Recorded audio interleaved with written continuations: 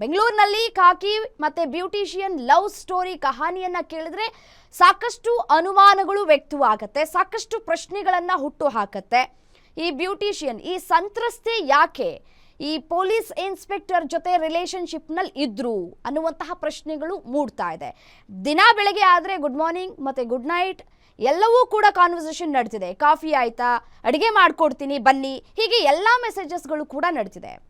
ಹಾಗಿದ್ರೆ ಈಗ ಯಾಕೆ ಸಂತ್ರಸ್ತೆ ಮುನ್ನೆಲೆಗೆ ಬಂದಿದ್ದಾರೆ, ತಾವು ಯಾಕೆ ಕಂಪ್ಲೇಂಟ್ ಅನ್ನ ಕೊಡ್ತಾ ಇದ್ದಾರೆ, ಏನಾಯ್ತು, ಇದೆಲ್ಲದರ ಬಗ್ಗೆ ಮಾತನಾಡಲಿಕ್ಕೆ ಖುದ್ದು ಸಂತ್ರಸ್ತೆಯೇ ನಮ್ಮ ಜೊತೆ ಇದ್ದಾರೆ. ಬನ್ನಿ ಅವ್ರನ್ನ ಮಾತನಾಡಿಸ್ತಾ ಹೋಗೋಣ. ಮೇಡಮ್ ನಮಸ್ತೆ, ಕಾರ್ಯಕ್ರಮಕ್ಕೆ ಸ್ವಾಗತ. ಮೇಡಮ್, ಈ ಮೊದಲಿಗೆ ನಿಮಗೂ ಮತ್ತೆ ಇನ್ಸ್ಪೆಕ್ಟರ್ ಸುನಿಲ್ ಅವರಿಗೆ ಹೇಗೆ ಪರಿಚಯ ಆಯಿತು ಅಂತ ಹೇಳಿ. ಮೇಡಮ್, ಮೊದಲು ನಾನು DJ ಹಳ್ಳಿ ಸ್ಟೇಷನ್ಗೆ ಹೋದೆ. ನನಗೆ ಅಮೌಂಟ್ ಬರಬೇಕಾಗಿತ್ತು. ನನಗೆ ಅಂದರೆ ನಮ್ಮ ಭಾವನಿಗೆ ಬರಬೇಕಾಗಿತ್ತು. ಅವರು ಕೊಡೋಕೆ ಸತಾಯಿಸ್ತಾ ಇದ್ರು. ಅವ್ರು ಚೆನ್ನೈಲಿದ್ರು, ಬರೋದಕ್ಕಾಗಲಿಲ್ಲ. ಹಂಗಾಗಿ ನನ್ನ ಹತ್ರ ಪ್ರೂಫ್ ಇತ್ತು. ಇವ್ರೇನು ಮಾಡಿದ್ರು, ನಿಮ್ಮ ನಂಬರ್ ನನಗೆ ಕೊಡಿ, ನಾನು ಅದ್ರ ಮುಖಾಂತರ ನೀವು PDF ಕಳಿಸಿದ್ರೆ ನಾನು ಪೊಲೀಸವ್ರಿಗೆ ಹೇಳಿಬಿಟ್ಟು ನಿಮ್ಮ ಹಣ ರಿಕವರಿ ಮಾಡಿಸ್ಕೊಡ್ತೀನಿ ಅಂತ ನಂಬರ್ ತಗೊಂಡ್ರು. ಸರಿ, ಅಲ್ಲಿಂದ ನಾನು ಒಂದು ವಾರದ ತನಕ ಚಾಟಿಂಗ್ ಮಾಡ್ತಲೇ ಇದ್ವಿ. ಸರ್ ಯಾವಾಗ ಕೊಡಿಸ್ತೀರಾ ಏನು ಅಂತ. ಆಯಿತು ಕೊಡಿಸ್ತೀನಿ ಅಂತ ಹಿಂಗೆ ಮಾತಾಡಿಕೊಂಡು ಸ್ವಲ್ಪ ಹಂಗೆ ಫ್ರೆಂಡ್ಶಿಪ್ ಆಯಿತು. ಆಗ್ತಾ ಹೇಳಿದ್ರು. ಆಮೇಲೆ ನೋಡಿ, ಒಬ್ಬರು ಪ್ರಕಾಶ್ ಅಂತ ಇದ್ದಾರೆ, ಅವ್ರಿಗೆ ನಾನು ಹೇಳಿದ್ದೀನಿ, ಅವ್ರ ಜೊತೆ ಇದು ಮಾಡ್ಕೊಳ್ಳಿ ಅಂತ ಅಂದರು. ಈ ಪ್ರಕಾಶ್ ಯಾರು? ಸಿಂಗಲ್ ಸ್ಟಾರ್ ಅವರು, ASI ಅಂತ. ಓಕೆ.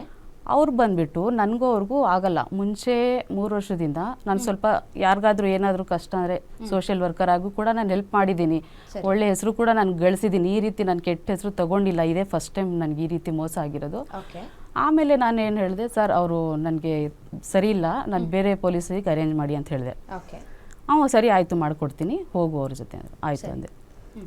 ಆಮೇಲೆ ಇವ್ರು ಏನು ಮಾಡಿದರು, ಪ್ರಕಾಶ್ ಅವರು ಎರಡನೇ ಹೆಂಡ್ತಿದು ಅಮೃತಹಳ್ಳಿ ಸ್ಟೇಷನಲ್ಲಿ ಕಂಪ್ಲೇಂಟ್ ನಡೀತಾ ಇದೆ, ಕೋರ್ಟಲ್ಲಿ ಕೇಸ್ ಇದೆ, ನೀನು ಬಂದು ನನಗೆ ಸಪೋರ್ಟ್ ಮಾಡಬೇಕು. ಏನು ಸಪೋರ್ಟ್ ಮಾಡಬೇಕು ಸರ್ ನಾನು? ಅದಕ್ಕೆ ಅವ್ರದ್ದು BPL ಕಾರ್ಡ್ ಎಲ್ಲ ಕ್ಯಾನ್ಸಲ್ ಮಾಡಿಸ್ಬೇಕು, ಅದಕ್ಕೆ ನೀನು ಸೈನ್ ಹಾಕಬೇಕು ಅಂತ ಎಲ್ಲ ಹೇಳಿದ್ರು. ಸರ್ ನಾನು ಅದೆಲ್ಲ ನನಗೆ ಬರಲ್ಲ, ನಾನು ಆಗಲ್ಲ. ಎರಡನೇ ಹೆಂಡ್ತಿ ಅಂದರೆ ಹೆಂಗೆ ಅಂತಂದೆ. ನಾನು ಎರಡನೇ ಮದುವೆ ಆಗಿದ್ದೀನಿ, ಯಾರಿಗೂ ಗೊತ್ತಿಲ್ಲ. ಅವಳು ಹೋಗ್ಬಿಟ್ಟು ಅಮೃತಹಳ್ಳಿ ಸ್ಟೇಷನಲ್ಲಿ ಕಂಪ್ಲೇಂಟ್ ಕೊಟ್ಟಿದ್ದಾಳೆ, ಮತ್ತು ಹೆಗಡೆ ನಗರ್ ಸ್ಟೇಷನಲ್ಲಿ ಕಂಪ್ಲೇಂಟ್ ಇದೆ, ಅಲ್ಲೆಲ್ಲ ಬಂದು ಸ್ವಲ್ಪ ಸಪೋರ್ಟ್ ಮಾಡು ಅಂದರು. ಇಲ್ಲ ಸರ್, ನನಗೆ ಅಷ್ಟು ಐಡಿಯಾ ಇಲ್ಲ ಇದ್ರ ಬಗ್ಗೆ, ನಾನು ಬರಲ್ಲ ಅಂತ ಹೇಳಿದೆ. ಸರಿ ಅಂತ ಹೇಳ್ಬಿಟ್ಟು ಅವಾಗಿಂದ ಇವ್ರು ಏನು ಮಾಡಿದ್ರು, ಸುನಿಲ್ ಹತ್ರ ಹೋಗಿ ಮಲ್ಕೊಳ್ಳೋಕ್ಕಾಗುತ್ತೆ ನಿನಗೆ, ನನ್ನ ಜೊತೆ ಬರೋದಕ್ಕಾಗಲ್ವಾ? ನಾನು ಹೇಳಿದೆ, ಇದು ರೀಸೆಂಟಾಗಿ ಹೇಳಿರೋದು ಮಾತಿದು. ಆಮೇಲೆ ಹಿಂಗೆ ಇದು ಬಂದುಬಿಟ್ಟು ನಮ್ಮ ಜೊತೆ ಹಿಂಗೆ ಕಂಟಿನ್ಯೂ ಆಯಿತು. ಆಗ್ತಾ 15 ದಿನ ಹಿಂಗೆ ಮಾತಾಡಿದ್ವಿ ನಾನು ಮತ್ತು ಸುನಿಲ್ ಫೋನಲ್ಲಿ. ಮೆಸೇಜಸ್ಸು, ಚಾಟಿಂಗು, ಕಾಲ್ಸ್ ಎಲ್ಲ. ಹೇಳಿದೆ ನಾನು, ನೋಡಿ ನಾನು ಲವ್ ಮಾಡ್ತಾಯಿದ್ದೆ. ಫಸ್ಟು ನಾನು ಬ್ರೇಕಪ್ ಆಯಿತು, ರಿಲೇಷನ್ಶಿಪ್ಪಲ್ಲಿ ಇದ್ದೆ. ನನಗೆ ಆವಾಗಿಂದ ಮದುವೆ ಮೇಲೆ ಇಷ್ಟ ಇಲ್ಲ. ನಾನು ಹಂಗಾಗಿ ನಾನು ತುಂಬ ನೊಂದ್ಬಿಟ್ಟಿದ್ದೀನಿ, ಡಿಪ್ರೆಷನ್ಗೆಲ್ಲ ಹೋಗಿ ಬಂದುಬಿಟ್ಟಿದ್ದೀನಿ. ಸರಿ, ಮತ್ತೆ ನೀವು ಈ ರೀತಿ ಇವ್ರು ಹೇಳಿದ್ರು, ಪಾಸ್ಟ್ ಎಲ್ಲ ಆಗಿದ್ದಾಗೋಯ್ತು, ಇವಾಗ ನಾವು ಚೆನ್ನಾಗಿರೋಣ ಅಂತ. ನಾನು ನಿಮ್ಮದು ಮದುವೆ ಆಗಿದೆ, ನಂದು ಕ್ಯಾಸ್ಟ್ ಬೇರೆ, ನಿಮ್ಮ ಕ್ಯಾಸ್ಟ್ ಬೇರೆ, ಅದು ಹೇಳಿದೆ. ಅವ್ರು ಹೇಳಿದ್ರು, ನಾನು ಬರೋದಕ್ಕೆ ಹೋಗೋದಕ್ಕೆ ತುಂಬ ದೂರ ಆಗುತ್ತೆ, ಮನೆ ಇರೋದು 8ನೇ ಮೈಲಿ, ಇಲ್ಲಿ ಒಂದು ಮನೆ ತಗೊಳ್ಳೋಣ, ಟೈಮ್ ಸಿಕ್ಕಿದಾಗ ಇಲ್ಲಿ ಟೈಮ್ ಸ್ಪೆಂಡ್ ಮಾಡೋಣ, ನಿನ್ನ ಸಂಸ್ಕೃತಿ ನೀನು ಪಾಲಿಸು, ನಮ್ಮ ಸಂಪ್ರದಾಯ ನಾನು ಪಾಲಿಸ್ತೀನಿ, ಅದಕ್ಕೇನಿದಿಲ್ಲ, ಜೊತೇಲಿರೋಣ ಅಂತ ಎಲ್ಲ ಇದು ಮಾಡಿದ್ರು. ಇದೆಲ್ಲ ಇದು ಮಾಡಿಬಿಟ್ಟು ಆಮೇಲೆ ಸರಿ ಆಯಿತು. ನಾನು ಹೇಳಿದೆ, ಆಯಿತು ನಿಮ್ಮ ವೈಫ್ಗೂ ನೀವು ಬಿಡಬೇಡಿ, ಅವ್ರ ಜೊತೆನೂ ಚೆನ್ನಾಗಿರಿ. ಆಯಿತು, ನೀವು ಹೇಳ್ತಾ ಇದ್ದೀರಾ ಲವ್ ಮಾಡ್ತೀನಿ ಪಕ್ಕಾ ತಾನೇ ಅಂದಿದ್ದಕ್ಕೆ, ಪಕ್ಕ 100% ನಾನು ಟೈಮ್ ಪಾಸ್ ಮಾಡ್ತಾಯಿಲ್ಲ. ಆವಾಗ ಸ್ವಲ್ಪ ನಾನು ಇದಾಗ್ಬಿಟ್ಟೆ, ಎಮೋಷ್ನಲ್ ಆಗಿ ನಾನು ಸ್ವಲ್ಪ ಪ್ರೀತಿಲಿ ಬಿದ್ದೆ. ಫಸ್ಟ್ ಪ್ರಪೋಸಲ್ ಯಾರು ಮಾಡಿದ್ದು? ಅವರೇ, ಸುನಿಲ್ ಅವರೇ ಫಸ್ಟ್ ಅಪ್ರೋಚ್ ಮಾಡಿದ್ದು.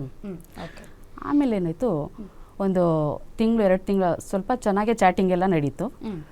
ಆಮೇಲೆ ವೈಫ್ ಇಲ್ಲ ಮನೆಯಲ್ಲಿ, ಬನ್ನಿ ಏನಿರೋದು ಮಾತಾಡೋಣ ನಾವಿಬ್ಬರು. ಸರಿ ಆಯಿತು.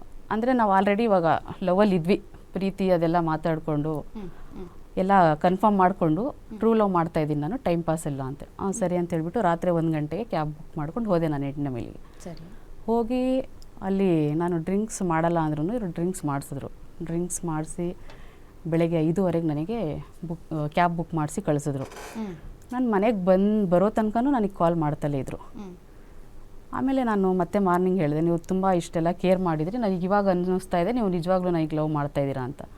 ಹೌದು, ನಾನೇನು ಟೈಮ್ ಪಾಸ್ ಮಾಡ್ತಾ ಇದ್ದೀನಾ, ಟ್ಯಾಟೋ ಹಾಕಿಸ್ಕೊಳ್ಳ ಹಂಗೆ ಹಿಂಗೆಲ್ಲ ಇದು ಮಾಡಿದ್ರು. ಫುಲ್ ನಾನು ಸ್ವಲ್ಪ ಡೀಪ್ಲಿ ಲವ್ ಮಾಡೋಕ್ಕೆ ಸ್ಟಾರ್ಟ್ ಮಾಡಿಬಿಟ್ಟೆ. ಆಮೇಲೆ ಮತ್ತೆ ಒಂದು 15 ದಿನ ಆಯಿತು, ಒಂದು ತಿಂಗಳಾಯಿತು, ಇದು ದುಡ್ಡಿನ ಬಗ್ಗೆ ಮಾತಾಡಿದೆ. ಅವ್ರಿಗೆ ಹೇಳಿದ್ದೀನಿ, ನೀವು ಹೋಗ್ತಾ ಇಲ್ವಲ್ಲ ಯಾಕೆ ಅಂತಂದರು. ಇಲ್ಲ ಸರ್, ಅವರು ಪ್ರಕಾಶೇ ಬರ್ತೀನಿ ಅಂತ ಇದ್ದಾರೆ, ನಾನು ಅವ್ರ ಜೊತೆ ಹೋಗಲ್ಲ ಅಂತ ನಾನು ಸ್ವಲ್ಪ ಇದು ಮಾಡಿಬಿಟ್ಟೆ. ಓಕೆ. ಆಮೇಲೆ ಮತ್ತೆ ಒಂದು 2 ತಿಂಗಳಾಯಿತು. ಇಲ್ಲಿ IBS ಹೋಟೆಲ್ ಅಂತ ಇದೆ ಗೋವಿಂದಪುರ, ನಾಗವಾರದಿಂದ ಮೊದಲೇ. ಸರಿ. ಅಲ್ಲಿಗೆ ಹೋಗ್ಬಿಟ್ಟು ಫೋನ್ ಮಾಡಿದರು, ನಾನು ಇಲ್ಲಿ ಬಂದಿದ್ದೀನಿ, ಕ್ಯಾಬ್ ಮಾಡ್ಕೊಂಡು ಬಾ ಅಂತ. ಓಕೆ. ಅಲ್ಲೂ ಹೋದೆ. ಅಲ್ಲೂ ಮತ್ತೆ ಡ್ರಿಂಕ್ಸ್ ಇದು ಮಾಡಿಸಿದ್ರು. ಸರಿ ಅಂತೇಳ್ಬಿಟ್ಟು ನಾನು ಮನೆಗೆ ಹೋದಾಗ ಇವರು ಮೋಸ್ಟ್ಲಿ ಫೋಟೋ ತೊಗೊಂಡಿದ್ದಾರೆ ಅನಿಸುತ್ತೆ. ಅದು ಸರಿ. ನಾನು ಡ್ರಿಂಕ್ಸ್ ಮಾಡಿಬಿಟ್ಟು ನಾನು ಫೋಟೋ ತಗೊಂಡಿದ್ದಾರೆ ಅನ್ನೋದು ನಿಮ್ಮ ಗಮನಕ್ಕೆ ಬಂದಿದೆಯಾ? ಅವ್ರ ಹತ್ರ ಇದೆಯಾ ಫೋಟೋಸ್? ಅವ್ರು ಏನಾದ್ರು ತೋರಿಸಿದ್ರಾ? ಇದೆ ಅನಿಸುತ್ತೆ, ಬಟ್ ಕನ್ಫರ್ಮ್ ಇಲ್ಲ. ಓಕೆ. ಆಮೇಲೆ ಏನಾಯಿತು, ಪದೇ ಪದೇ ವಿಡಿಯೋ ಕಾಲ್ ಮಾಡೋದು, ಅವರು ಸೆಕ್ಷುವಲ್ ಇದು ಮಾಡ್ಕೊಳ್ಳೋದು ವಿಡಿಯೋ ಕಾಲಲ್ಲಿ, ಹಂಗೆಲ್ಲ ಮಾಡ್ಕೊಳ್ತಾಯಿದ್ರು. ಸರಿ. ಆಮೇಲೆ ನಾನು ಹೇಳಿದೆ, ಬರೀ ಏನಕ್ಕೆ ಡೈಲಿ ವಿಡಿಯೋ ಕಾಲಲ್ಲಿ ಮನೆ ಹೇಳಿದಿರಲ್ಲ ನೀವು, ನಾನು ಮನೆ ನೋಡ್ಕೊಂಡು ಬರ್ತೀನಿ, ಏನಿರೋದು ಅಡ್ವಾನ್ಸ್ ಮಾಡಿಬಿಡ್ತೀನಿ, ನಾನೇ ಟೋಕನ್ ಮಾಡ್ತೀನಿ, ಇವಾಗ ಒಂದು ಮನೆ ನನಗೆ ಇಷ್ಟ ಆಗಿದೆ ಅಂತಲೂ ಹೇಳಿದೆ. ಓಕೆ. ಇಲ್ಲ ಬೇಡ, ಕಾರ್ ನಿಲ್ಸೋಕ್ಕೆ ಫೆಸಿಲಿಟಿ ಇಲ್ಲ ಅಂತ, ಬೇರೆ ಕಡೆ ನೋಡು ಅಂದರು. ಸರಿ, ಬೇರೆ ಕಡೆ ನೋಡಿದೆ.